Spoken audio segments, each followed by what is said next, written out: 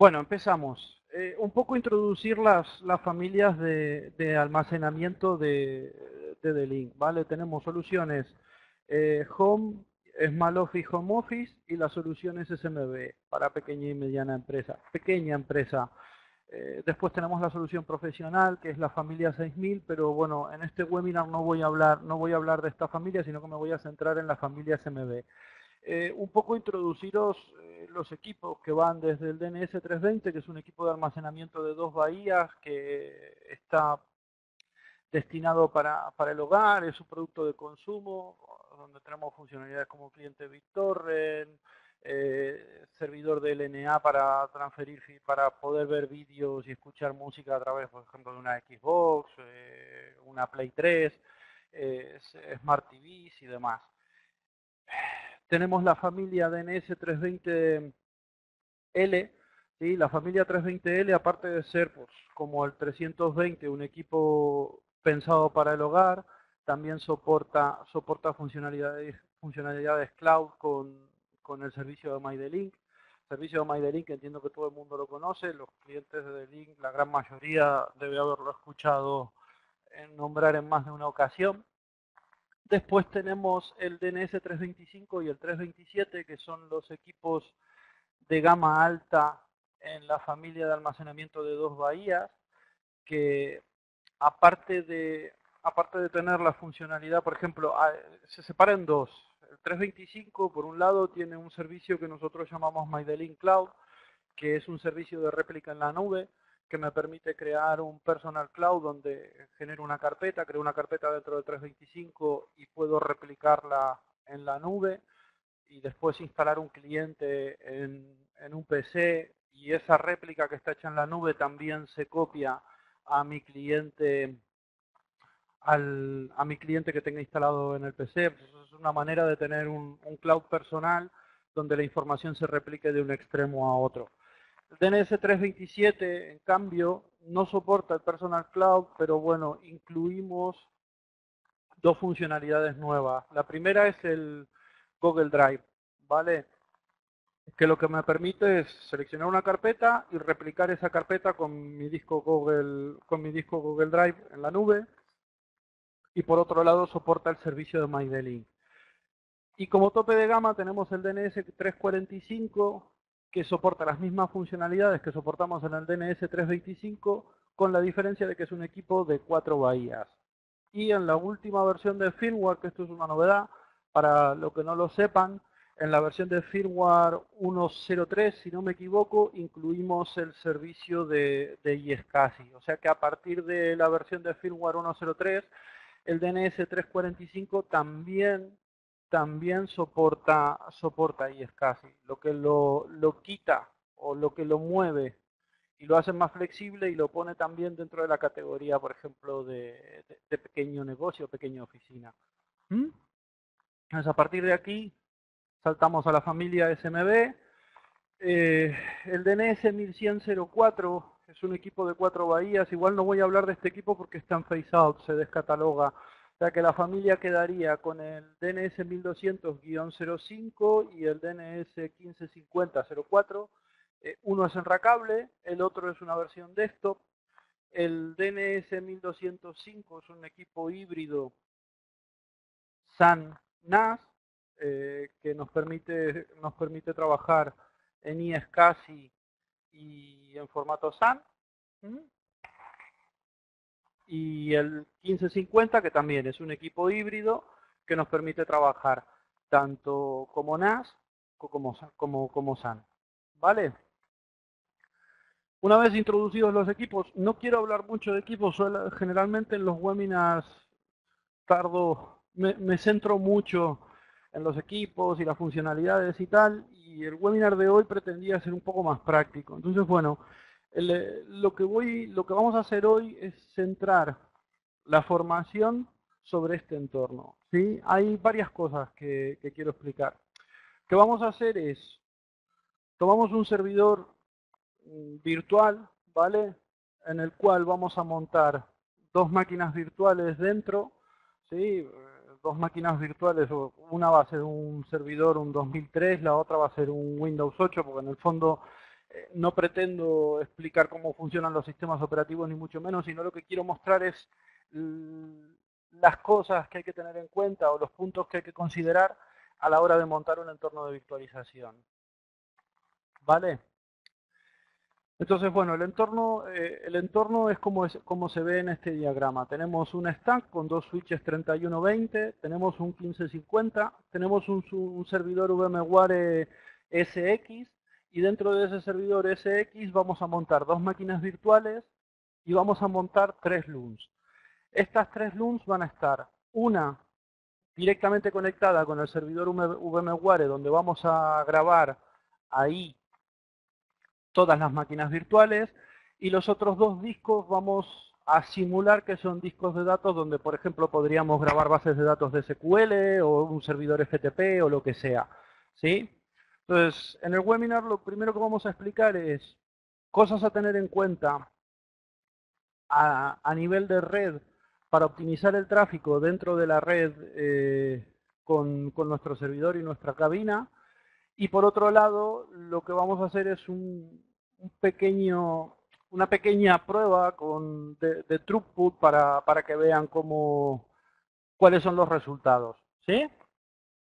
Entonces, bueno, empiezo con la formación.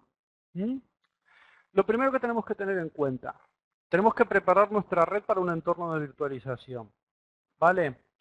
Entonces, a la hora de preparar nuestra red para un entorno de virtualización, lo primero que tenemos que hacer es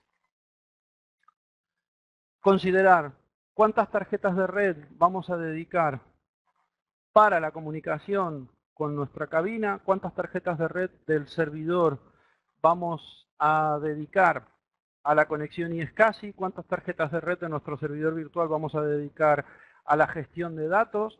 Y una vez que tengamos todo esto considerado, pues lo que hacemos es intentar optimizar ese tráfico, el flujo de información que vaya de un lado a otro.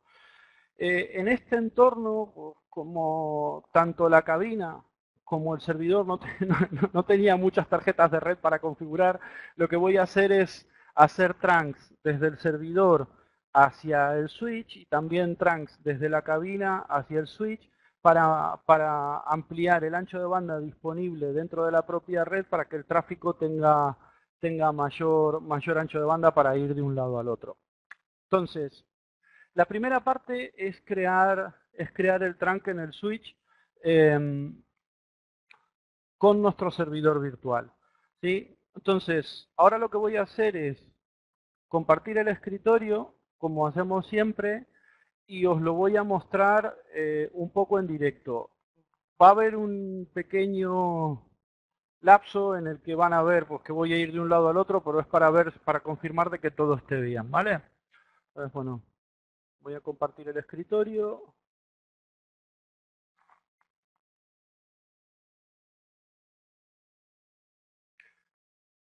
Entiendo que ya están viendo todo el escritorio completo, ¿correcto?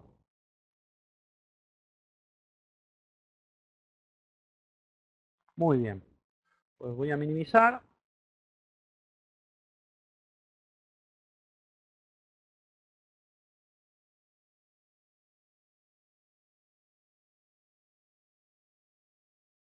¿Vale? Y como dicen el humor amarillo, al turrón. 172, 26, no, perdón. Me voy a conectar primero a mi entorno remoto. ¿Sí?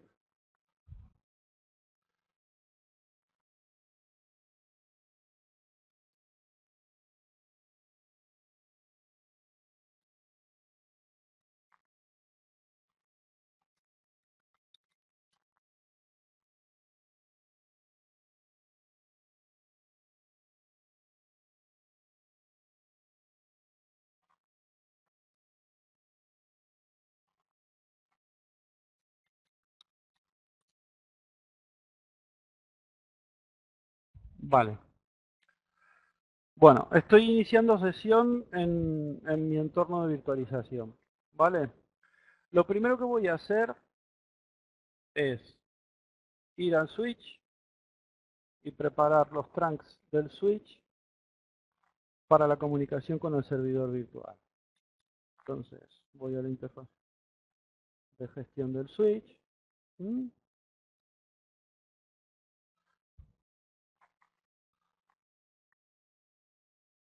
Vale, va a haber lapsos donde va a haber silencio y demás, pero bueno, esto es normal de un entorno demo en vivo.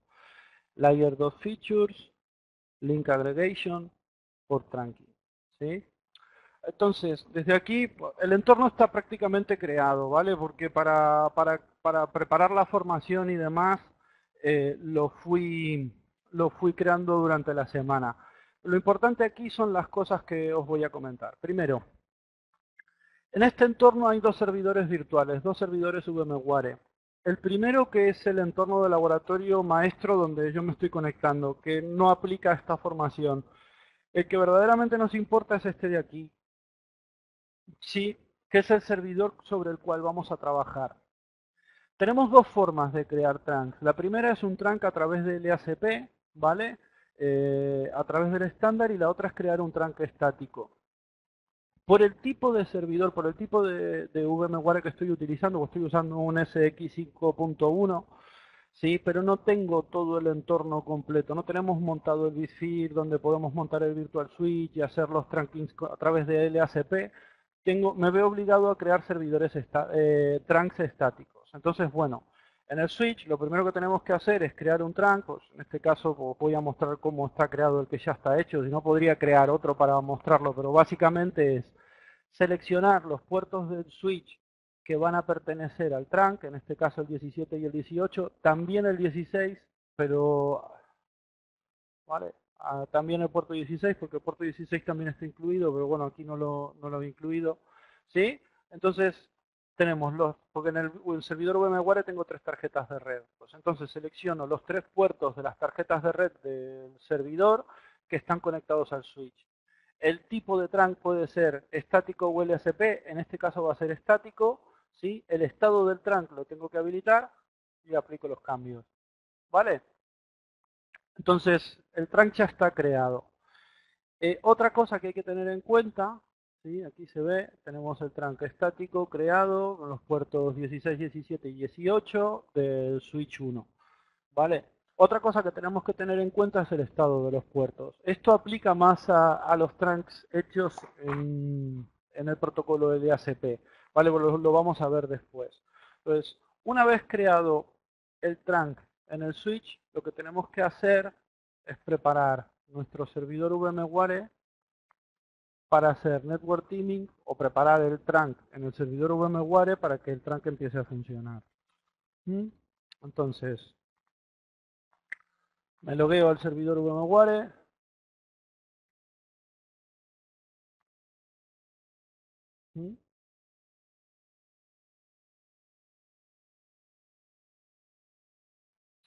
Estos son las demoras del directo, entiéndanlo, es normal. Bueno, aquí ya tengo alguna máquina virtual creada, inclusive tengo una máquina corriendo, pero bueno, da igual, ya después la vamos a parar. Vamos a la interfaz de configuración, dentro de configuración, networking, dentro de networking a propiedades. Y lo primero que tenemos que tener en cuenta, si es un servidor que recién está instalado, tendríamos que agregar todas las tarjetas de red que tenemos disponibles o todas las tarjetas de red que queremos poner en el trunk a la gestión del servidor, ¿vale? En este caso yo ya las tengo incluidas, pero bueno, se agregarían desde aquí.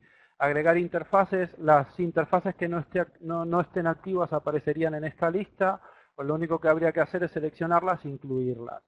¿Vale? Una vez que tenemos todas las tarjetas, como en este caso que están incluidas y están activas dentro del servidor VMware, lo que hay que hacer es ir al switch, ¿vale? Editar las propiedades del switch, ir a las propiedades de NIC Teaming, o sea, que sería el trunking en VMware, y cambiar el estado. Por defecto, las tarjetas en un servidor VMware pueden estar o sin utilizar o en standby. Para que estén funcionando y activas para que el trunk sea efectivo, las tarjetas tienen que estar activas. No se puede poner en un servidor no se puede crear un trunk en un servidor VMware si las tarjetas que pertenecen al trunk no están activas. ¿Vale? Esto por un lado. Y por otro lado tenemos que cambiar el algoritmo de balanceo de carga. Por defecto está basado en Virtual ID y lo tenemos que cambiar a root por IP hash. ¿Vale? Esto lo que hace es cambiar el algoritmo a IP origen, IP destino. ¿Qué es lo que pasa? Al no ser LACP, los switches gestionan los trunks por MAC address origen, MAC address destino. ¿Sí? En un entorno de virtualización, la MAC address de origen es siempre la misma, porque sale siempre de la misma tarjeta de red del mismo servidor. Entonces el VMware lo que tiene que ser es capaz de entender cuál es la IP de origen que está generando la sesión o la conexión y la IP destino. Y en el caso de que falle, pues utilizar otro puerto del trunk para reenrutar el tráfico. ¿Vale? Pues una vez que tenemos creado el trunk en el servidor VMware, pues ya lo tenemos funcionando y ya está listo para correr. ¿Vale? Este es el paso número 1. Ahora, voy a salir del escritorio remoto, voy a volver de nuevo a la interfaz de webinar y hasta aquí venimos bien, ¿no?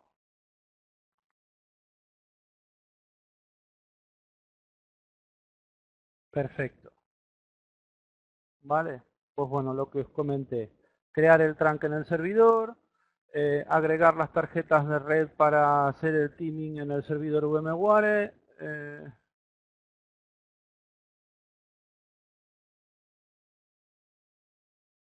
Oh, perdón,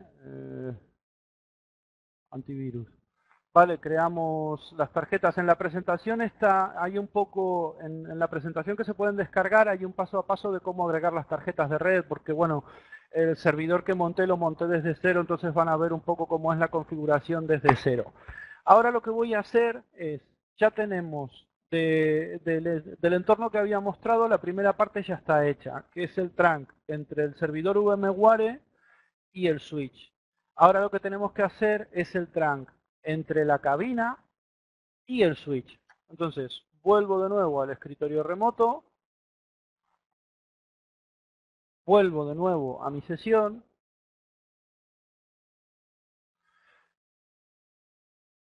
abro de nuevo la gestión del switch y aquí os muestro. Por ejemplo, la cabina está conectada en el puerto 7 y 8. Y si ven, el puerto 7 y 8 ya tiene un trunk creado en LACP. ¿Sí? En lugar de usar el trunk estático, que es el que usé en el servidor VMware, para la cabina sí estoy usando LACP. Y esto es lo que os comentaba. La gran ventaja que tiene el protocolo LACP con respecto a un trunk estático es que el algoritmo tiene tolerancia a fallos. Entonces, en el caso de que haya una caída en el link, hay paquetes de control de LACP que lo que hacen es controlar el estado de las sesiones. Si en algún momento falla, automáticamente el tráfico se encamina por el otro puerto, pero esa sesión no se corta. A diferencia de un trunk estático, si hay un fallo en alguno de los links, la sesión se corta y se vuelve a abrir. En LACP no. Esa es la gran ventaja. Entonces hace que los links sean más estables, las conexiones sean más estables. Para eso hay una cosa que hay que tener en cuenta y es el estado de los puertos. En un trunk montado con LACP tenemos por un lado la cabina y por otro lado, o sea, el cliente y por otro lado digamos, el cliente y el servidor. Pues bueno, son dos extremos. El estado de los puertos, si en un lado es activo, en el otro lado tiene que ser pasivo. O sea, uno de los hosts que esté manejando la conexión tiene que estar gestionando y controlando cuál es el estado de los links. Entonces, para la cabina de link, por ejemplo, tanto el 1550 como el 6000, funcionan en modo activo. Entonces, al funcionar en modo activo, el estado de los puertos del switch debería estar en modo pasivo. ¿Sí? Entonces, bueno, de aquí en esta parte del switch lo que se hace es, por ejemplo, en el caso de que fuese al revés, pues elegiría puerto 7 y puerto 8 y cambiaría el modo de pasivo a activo, de activo a pasivo en el caso de que lo necesitas. En este caso, pues ya están en modo pasivo, no necesito cambiarlos. ¿Mm? No sé si tengo problemas de audio, si me escuchan bien o no. ¿vale? Sí, un segundo.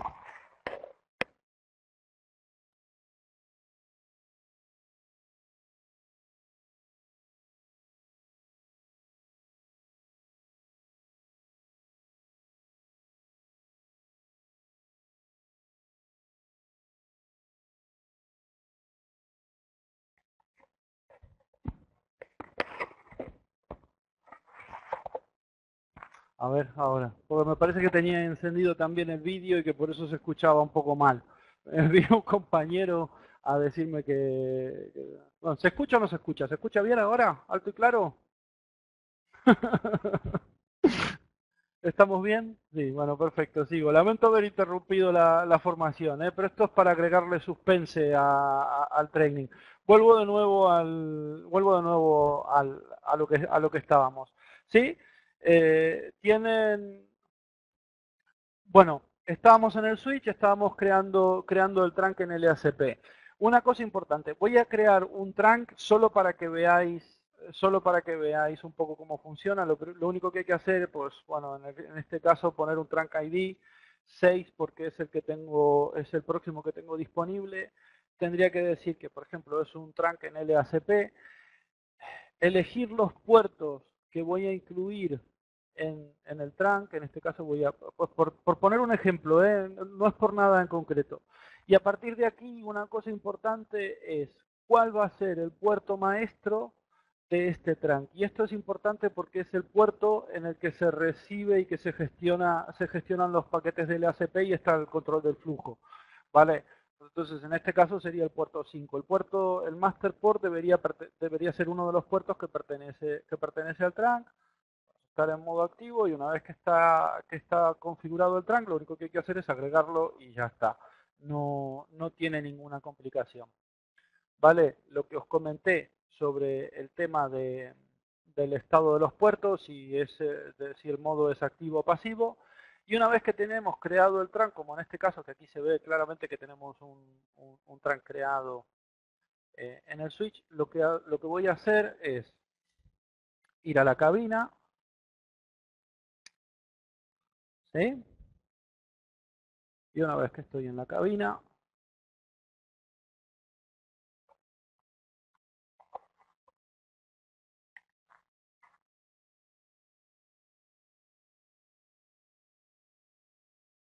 Device, Network, Setup,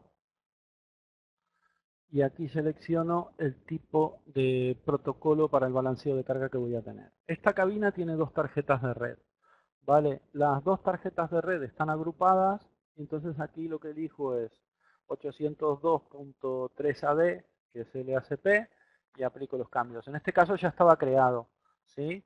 Entonces, bueno, lo que vamos a ver es una sola interfaz IP, en el que están las dos tarjetas de red, y el protocolo de balanceo de carga que se está aplicando sobre estas dos tarjetas de red es el LACP.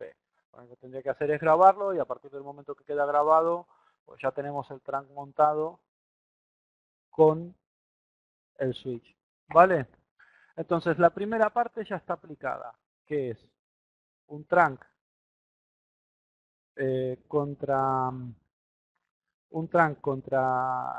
contra el servidor VMware y otro trunk contra la cabina.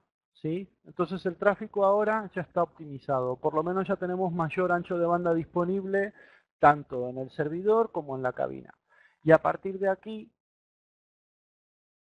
lo que tendríamos que hacer es seguimos con los otros pasos a tener en cuenta. ¿Sí? Una vez que están creados los trunks, ¿vale? Aquí también tenemos el paso a paso, vamos a empezar a trabajar sobre ¿la cabina siempre es LACP activo? Sí, por defecto sí. Tanto en el 6000 como en el 1550 son activos, pero esto hay que mirarlo, ¿vale? Depende del tipo de cabina. Hay algunas cabinas que trabajan en modo pasivo, hay algunas cabinas que permiten cambiar el estado y elegir si es pasivo o activo, o sea que depende mucho del tipo de equipo. Hay que mirarlo un poco en el manual, ¿vale? Y ahora a partir de aquí, pues vamos a centrarnos en la parte de almacenamiento. Vamos a hablar de RAID y tal. Hay un tema interesante ¿sí? Lo que pasa es que por las características del entorno de laboratorio que tenemos aquí en The Link Iberia, si lo incluíamos os iba a volver locos, porque por ejemplo estuvimos lunes y martes revisándolo con Ricard para ver cómo podíamos simplificarlo lo máximo posible para explicarlos, que es el tema de incluir VLANs, ¿sí? En todas las redes, en todas las, en la mayoría de las redes donde hay entornos de virtualización es aconsejable crear VLANs para separar el tráfico y es casi del tráfico de datos. Pero ¿qué es lo que pasa en un entorno de virtualización como este? Yo me estoy conectando al laboratorio remoto a través de un servidor virtualizado que está guardado en una cabina, que no es la cabina que estoy mostrando, que es otra. Entonces tendría que crear VLANs para el entorno maestro, una VLAN para el entorno que os tengo que mostrar, la VLAN de datos para el entorno que tengo que mostrar y aparte necesitaría un switch de capa 3 para enrutar el tráfico entre un lado y el otro. Entonces, como el entorno se complica bastante, lo que vamos a hacer es hacer un webinar a futuro solo de VLANs aplicadas en entorno de virtualización, que yo creo que también es complejo y merece un webinar aparte, ¿vale? Porque si no es demasiada información toda junta y a veces no se termina de ver muy claro. ¿Mm?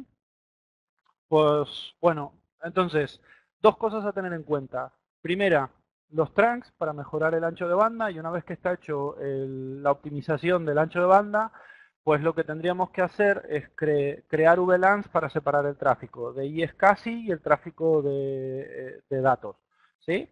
Que eso me comprometo personalmente a que a futuro lo vamos a hacer, ¿sí? Por ahí para la ronda de sesiones que vienen hacemos un webinar centrado solamente en VLANs para entornos virtualizados. Bueno, volvemos al tema de almacenamiento. Voy de nuevo al escritorio y aquí voy a explicar algunas cositas, ¿vale? Comparto el escritorio, entiendo que ya me están viendo el escritorio compartido. Vuelvo de nuevo al entorno virtual. Y ahora vamos a la cabina. 172, 59, esta es la IP de la cabina.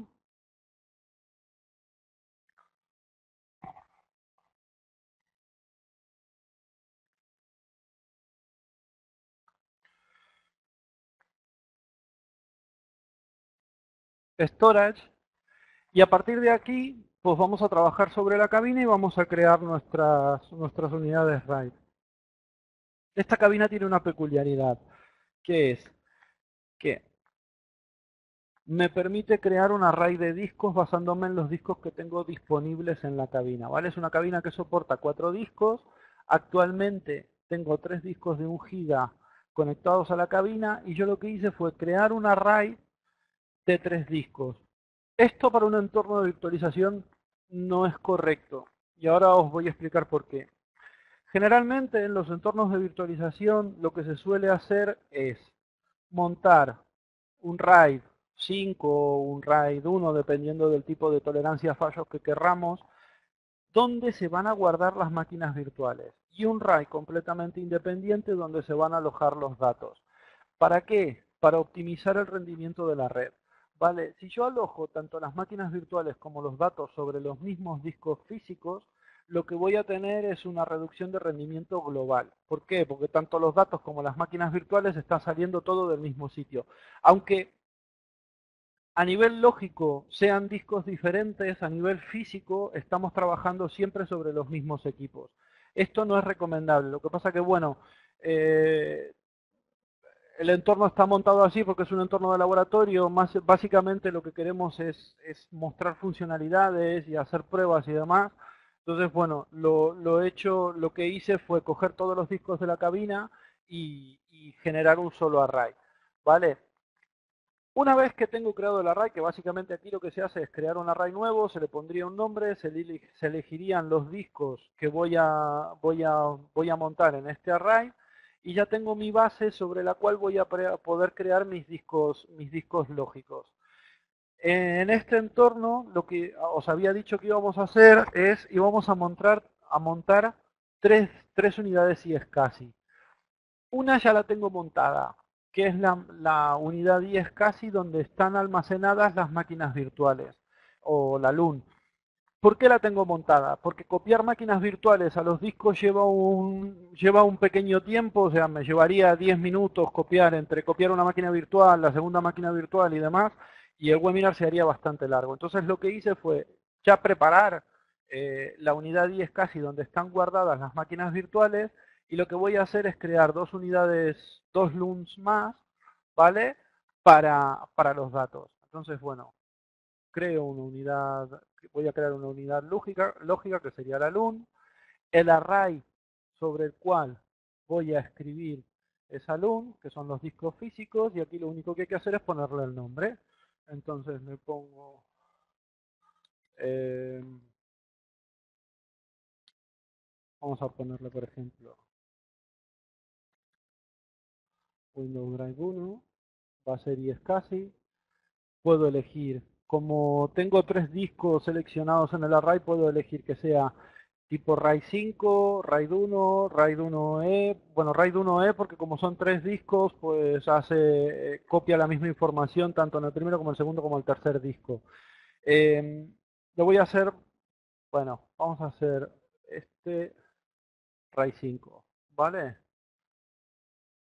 El tamaño en gigabytes, voy a poner 500 gigas y lo voy a agregar. Y voy a agregar otra unidad más virtual, también en RAID 5 de 500 gigas. ¿Vale? Y una vez que tengo los dos discos creados, aplico los cambios. Y a partir de aquí lo que tendría es dos LUNs. Esta que es una pequeña LUN que creé para mostrar cómo hacer pruebas de rendimientos. ¿Vale? Y ya van a entender por qué la creé. Porque para el IOMeter necesito crear un fichero de intercambio de información y esto lleva un poquito de tiempo. Y también es lo mismo, para optimizar el timing de la formación prefiero tenerla creada. ¿Vale? Una vez que tenemos todas las LUNs creadas, las unidades iSCSI creadas, ahora ya es tema de gestión del sistema operativo. Entonces, nos queda una sola cosa por hacer, ¿sí? Que os lo voy a explicar ahora. Vuelvo de nuevo a la presentación, así que volvemos de nuevo, salimos del entorno virtual, volvemos a la presentación. Aquí van a ver el paso a paso de cómo se crea una unidad 10 casi en la cabina en el 1550. ¿Vale? Aquí se ven las tres. Y ahora esta es una funcionalidad interesante que me gusta mucho sobre todo de esta cabina. Me parece muy práctica y muy útil. El Loom Mapping. ¿Qué es lo que hace el Loom Mapping? Básicamente lo que hace el Loom Mapping es prevenir que un servidor no deseado monte una LUN que no le corresponda. Y esto me ayuda a evitar corrupción de datos, ¿vale? Una unidad 10 casi básicamente no deja de ser un disco duro conectado a través de red a un ordenador. Las tablas de partición, la información, los IOs, todo está guardado en el caché del servidor. Si nosotros una LUN iSCSI la conectamos a dos servidores simultáneamente, lo más probable es que se corrompan los datos porque la gestión de dónde se graba la información está en un servidor, y si hay dos servidores grabando información en el disco en los mismos discos al mismo tiempo, pues lo más probable es que se escriba en los mismos sectores donde está el cabezal en ese momento, información tanto de un servidor como en el otro. Entonces lo que tendríamos es corrupción de datos. Para evitar esto, tenemos esta funcionalidad. Voy de nuevo al entorno remoto y os muestro cómo funciona. ¿Sí? Aquí. Me voy a conectar al entorno remoto y a partir de aquí, pues, administración, Loom Mapping.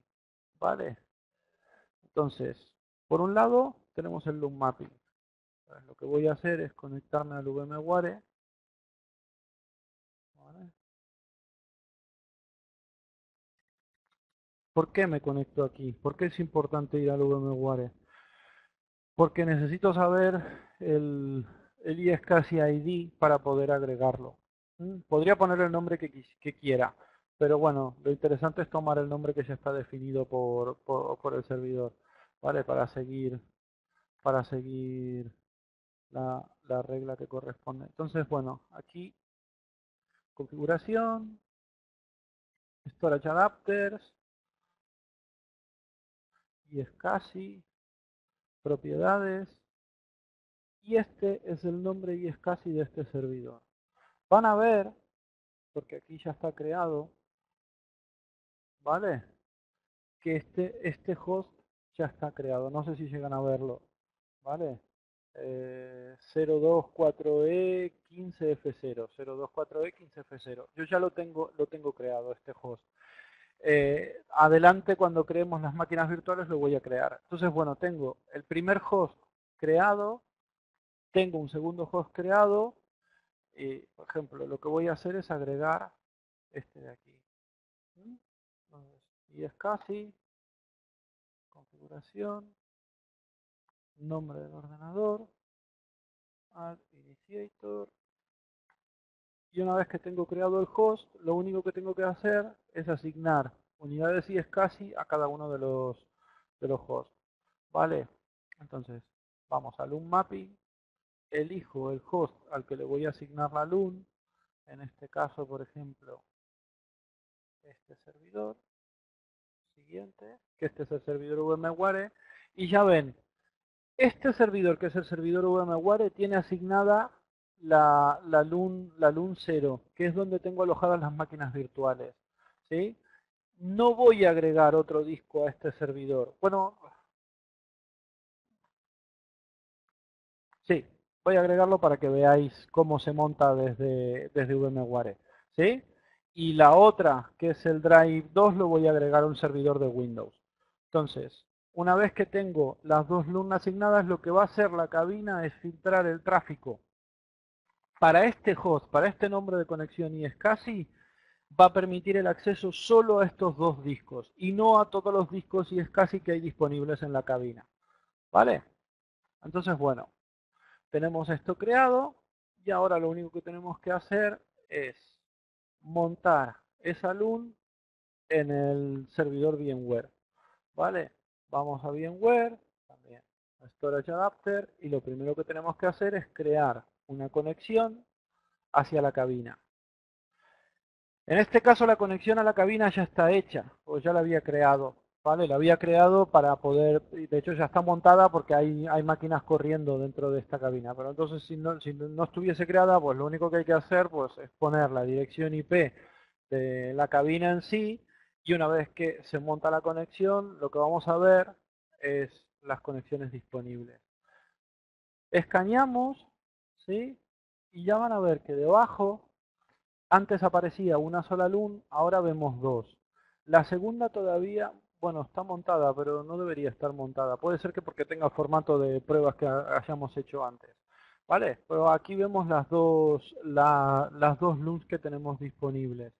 Entonces, ahora tenemos que, una vez que tenemos la conexión montada, lo que tenemos que hacer es agregar al VMware el disco. Y esto sería un símil a crear una partición en Windows. ¿Vale? Tenemos el disco conectado y una vez que el disco está conectado, pues lo que tenemos que hacer es agregar el disco a nuestro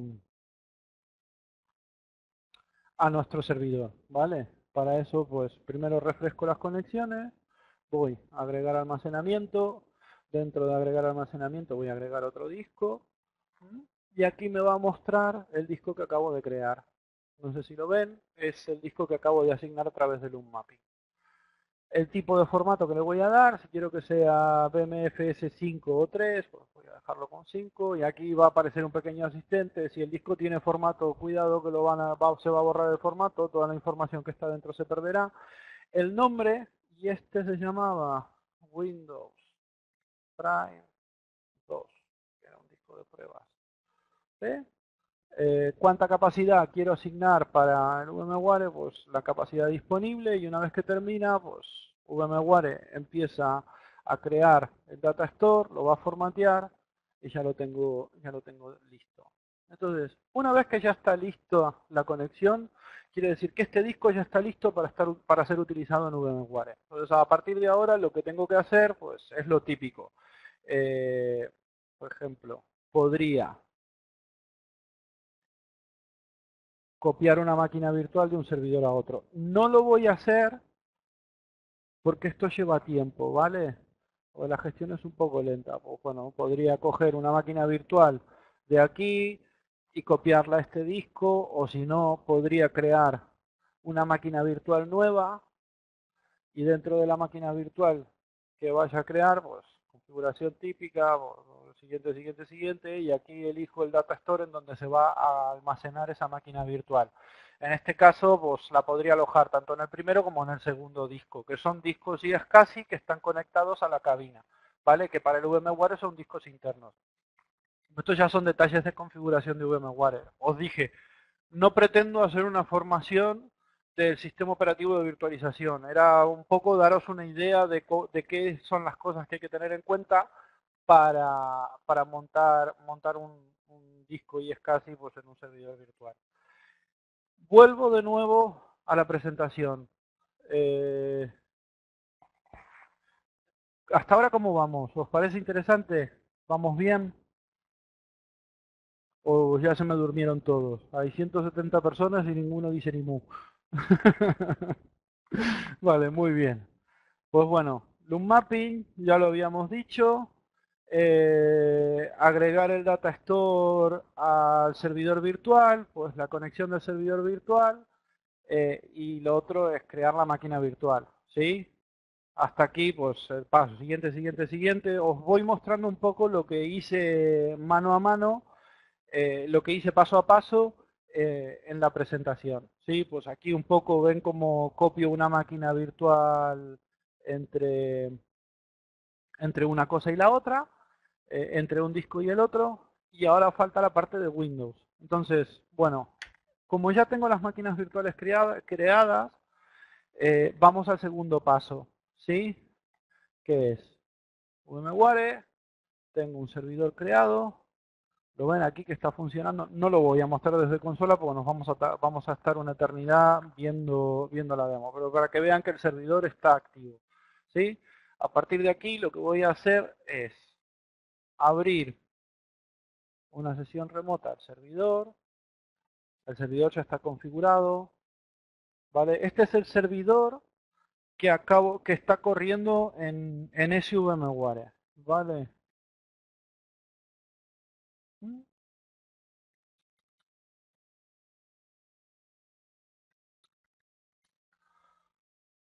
Y una vez que tenemos el servidor aquí, os voy a mostrar lo mismo que hice con, con la máquina virtual, pero a través de Windows.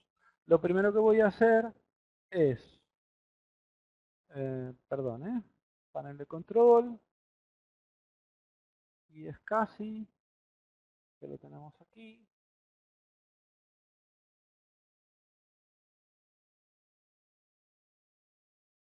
La conexión ya está creada en este servidor porque estuve haciendo pruebas de rendimiento. Bueno, este es el nombre de este servidor. Entonces lo que voy a hacer es conectarme a la cabina.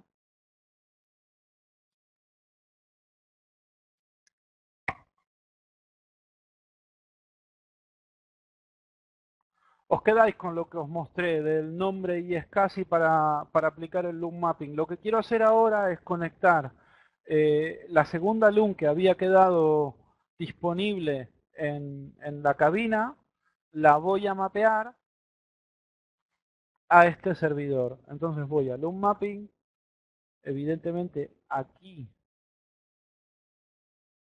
no está creado el servidor, entonces lo que hago es add initiator, pego el nombre iSCSI del servidor, y ahora voy a loop mapping y voy a agregar al PDC, que es este de aquí, siguiente,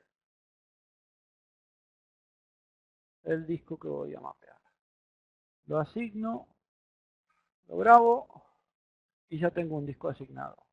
Entonces, a partir del momento que tengo el disco asignado, aquí, si todo va bien,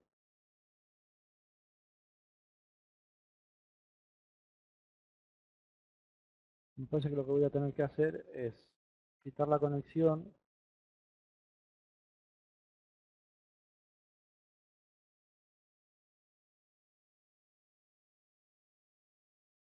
Está activo el portal. Vale, aquí lo quité. Y aquí a detalles, selecciona la conexión, hago logo. Vale, lo limpié. Aquí no hay ninguna conexión.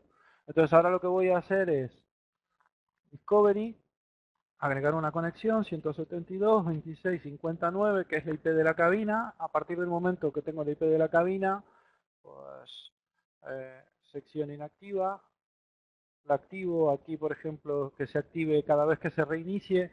En el caso de 2003 y 2008 podría activar el múltiple path, ¿vale? Os lo voy a mostrar en VMware con el 6000, sí, pero esto también sería otra parte, otra formación diferente.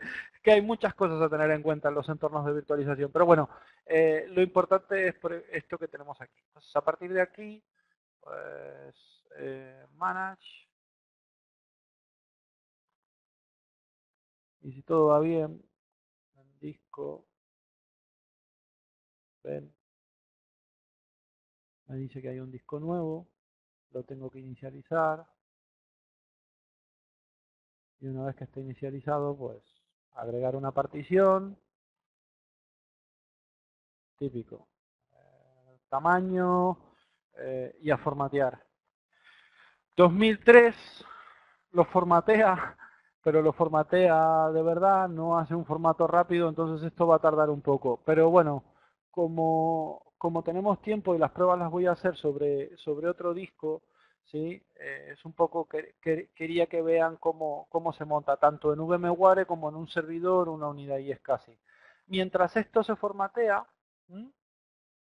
Esto lo voy a cerrar, esto lo voy a cerrar, vuelvo de nuevo a la parte de iSCSI, pues lo que hayamos visto, crear la partición sobre Windows, ¿vale? Y antes del gracias os voy a hacer las pruebas de rendimiento, que esto es lo chulo, ¿sí? No, todavía no terminé, esperen que falta lo divertido.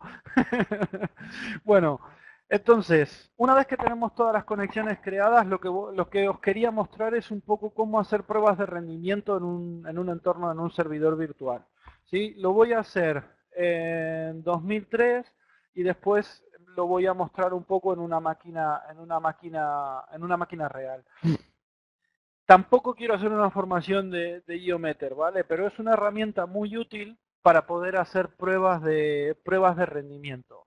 Entonces, lo primero que voy a hacer es, pues, busco en internet Geometer, pues el proyecto, me descargo la aplicación, la instalo. Una cosa a tener en cuenta de Geometer es que para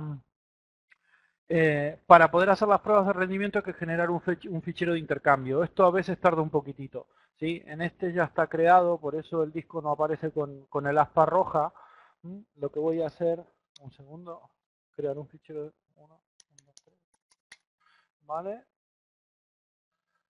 Y la cantidad de inputs output por segundo. Y a partir de aquí, lo que elegimos es el tipo de prueba que vamos a hacer. ¿Sí? En esto me voy a centrar un poquitito más adelante. Quiero el refresco que sea cada un segundo, que no grabe los datos, porque no quiero que grabe los resultados de la prueba. Y aquí lo que voy a elegir es el tipo de prueba que voy a aplicar sobre el disco. Podemos coger alguna de las que ofrece o podemos crear nuestro perfil nuevo. Os voy a mostrar qué es lo que quiere decir esto para que tengan un poco la idea de cómo va el Geometer. Las pruebas se basan en si es una lectura secuencial o random. ¿Qué es lo que quiere decir esto? Pues lectura secuencial es que el cabezal se va moviendo de un lado, o sea, de manera secuencial, de un sector a otro y no va dando saltos sobre los platos, porque esto hace que el rendimiento sea inferior. Entonces nosotros lo que aquí, por ejemplo, lo que voy a hacer es hacer una prueba secuencial, le voy a poner de nombre eh, test, ¿sí? De lectura. El tamaño de bytes que quiero que leas de 4K, porque generalmente son los ficheros que se leen, el típico, el tamaño estándar de lectura, ¿sí? Y el tipo de porcentaje, que sea 100% lectura, 100% escritura, o puedo variar entre una cosa y la otra. Oh, no sé si se me ve. Ah, no, perdón, perdón. No me había dado cuenta, discúlpenme, estaba en el... Bueno, ahora lo ven, ¿no? Disculpen, vuelvo al... Discúlpenme, discúlpenme. Sí, habría que tocar una bocina. Ahora lo están viendo el iometer, ¿no? Vale, pues vuelvo de nuevo, lo que os explicaba.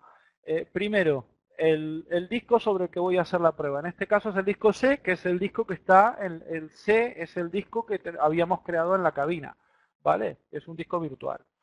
El tamaño de sectores que voy a utilizar, 20 millones, que es más o menos un fichero de 10 gigas. Input-output por lo que depende, esto del input-output depende del sistema operativo, si es de 64 bits, de 32 bits. Para VMware la prueba media se hace sobre 64. Y a partir de aquí, por ejemplo, lo que hacemos es el tipo de resultado, que no quiero que lo grabe, que los resultados se actualicen cada un segundo, y las especificaciones de acceso. Y esto era lo que os había dicho, que estaba hablando, pero no me habían escuchado, pero no lo habían visto. El Iometer ofrece diferentes tipos de pruebas, ¿sí? Ahora os voy a mostrar cómo crear un perfil propio para que entiendan un poco qué tipo de pruebas son las que se hacen. Entonces esto lo voy a poner speed test, ¿sí? Por poner una prueba, pues lo que voy a elegir es el tamaño de bloques que voy a leer. Si el porcentaje, o sea, esto era lo que explicaba, de secuencial o random. Random lo que me indica es que el cabezal se va moviendo de un lado al otro del disco, pues un acceso aleatorio, ¿vale?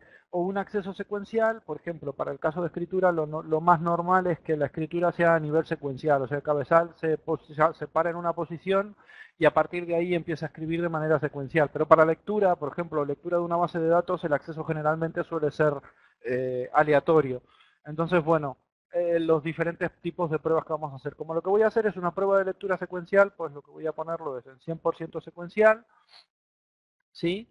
Y la prueba va a ser 100% lectura, ¿sí?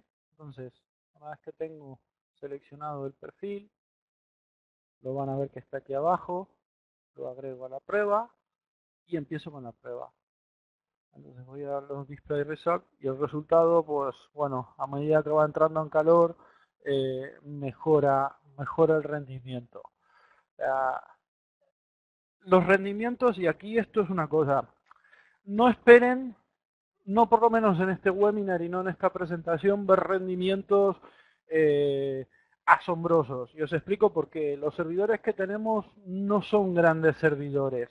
Los discos que están montados en la cabina no son discos SAS de 15.000 revoluciones, son discos normales de PC de escritorio y claro, los resultados pues son aceptables. O sea, a ver, 60 megabits por segundo en una cabina y es casi, pues, no está nada mal.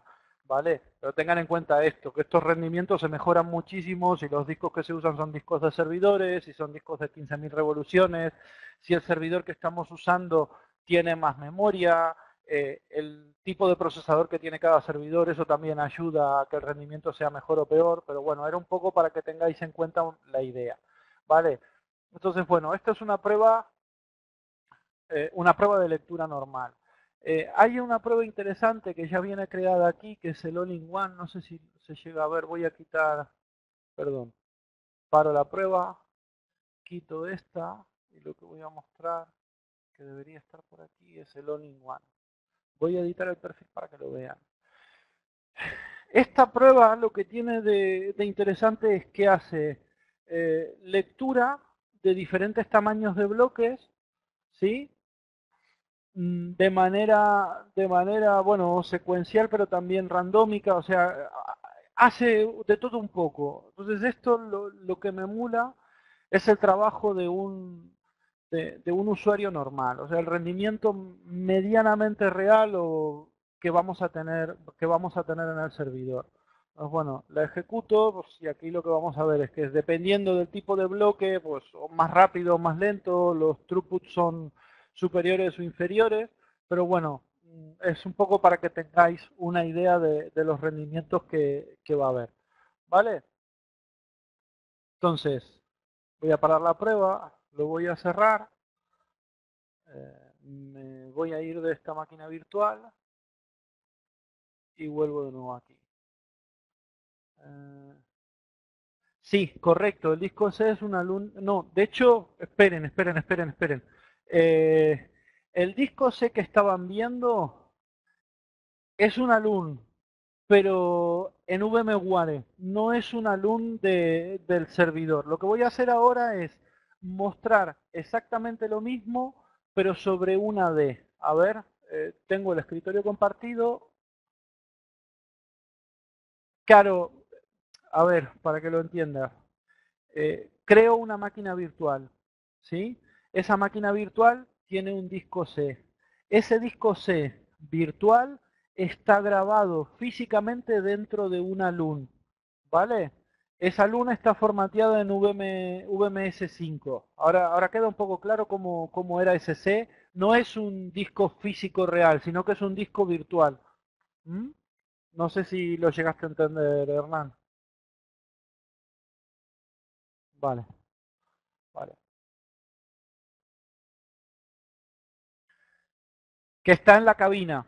Ese disco estaba en la cabina.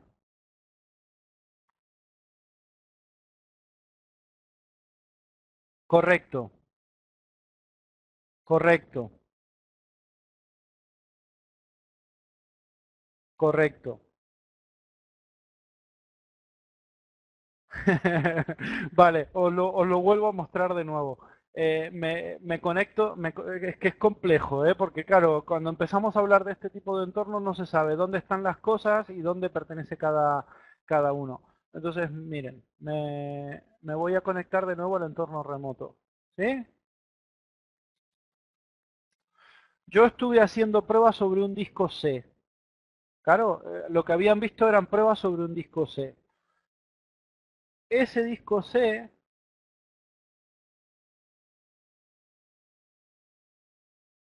¿vale? Esta es una máquina virtual. Lo voy a cerrar. Vale. Voy a conectarme al servidor, al VMware.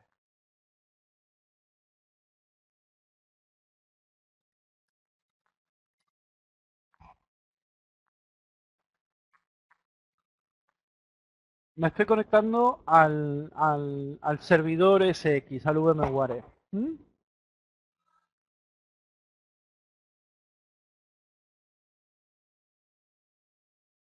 Ven que tengo esta máquina virtual que está corriendo. Es la máquina virtual sobre la que estuve haciendo las pruebas. ¿Sí? Que es esta máquina de aquí. La que se ve aquí. Es este 2003. Este 2003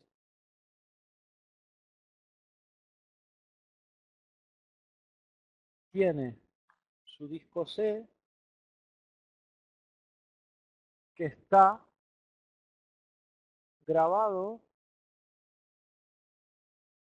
en una LUN que está alojada físicamente en la cabina, que es esta de aquí, ¿vale? De hecho, esa máquina está grabada físicamente aquí, que es esta de aquí, la que estamos corriendo, que está en una LUN que está conectada a través de iSCSI y que está alojada en la cabina. Ahora se entiende de dónde estábamos haciendo las pruebas. Estábamos escribiendo un C, pero un C virtual, ¿vale? ¿Quedó claro? Hola. No sé si perdieron la conexión. Mm. Correcto, correcto. Ahí está. Ese es el que. Entonces, la idea de hacer una prueba de rendimiento, por ejemplo, y es lo que voy a hacer ahora, en lugar de hacerlo en una máquina virtual, así como está hecho, lo que voy a hacer es conectarme a una máquina física. Bueno, puede ser una máquina virtual también, pero lo podríamos hacer de manera diferente. Lo que voy a hacer es conectarme a una máquina diferente. 26, 31. Vale.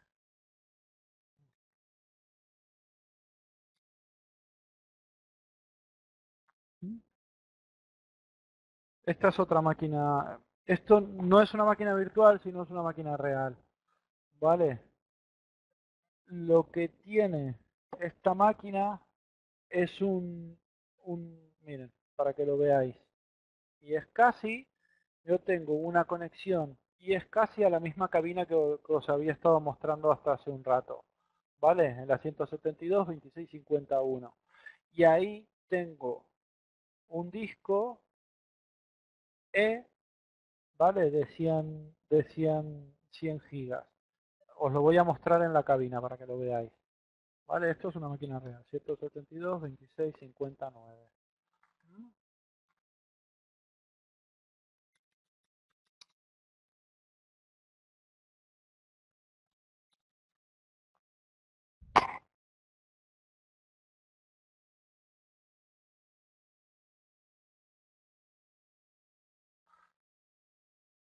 Storage. Este disco de 100 gigas que se ve aquí es este que tenemos aquí. ¿Vale? Si vamos al loop mapping, van a ver que este ordenador de aquí,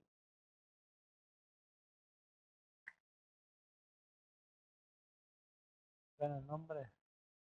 PC3, PC3 y tiene asignado este disco. Bueno, una vez que está hecho esto, que ya un poco lo tenemos, lo que voy a hacer es una prueba con el IOmeter sobre este disco. Pues básicamente lo mismo.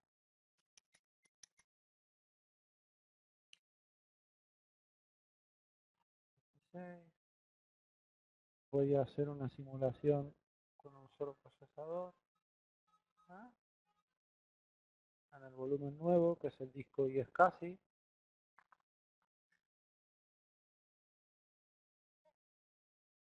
En lugar de hacer el Only One, voy a hacer una prueba nueva.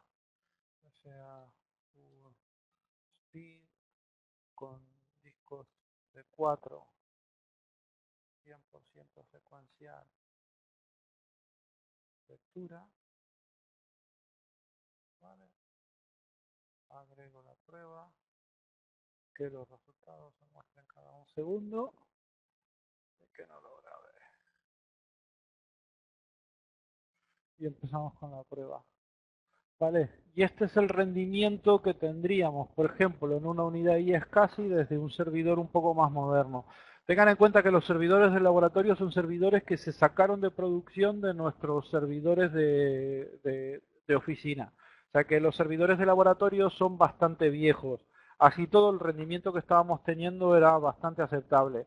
En este PC, pues esto es un i3, pero tiene una sola tarjeta de red. Y a pesar de todo y de tener una tarjeta de red solamente, pues estoy teniendo rendimientos de unos 50 megabits, que la verdad es que no lo veo nada mal. Estaría bien que para un entorno de virtualización tengamos rendimientos de entre 100 y 120 megabytes por segundo. ¿Qué es lo que suele dar esta cabina si los discos que usamos son discos de servidores y de 15.000 revoluciones? Pero bueno, con discos de escritorio normal y el entorno con un servidor virtual que no es demasiado moderno, pues bueno, los resultados evidentemente se ven afectados. Pero bueno, esto es un poco lo que quería que viesen.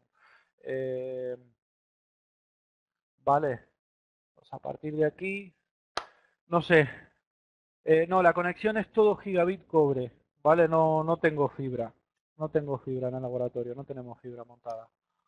No sé qué os ha parecido, si os ha parecido interesante, si les ha gustado, si les parecido bien, ¿eh? Pues me alegro, porque lleva bastante trabajo prepararlo y claro, es una formación que implicaba muchas cosas.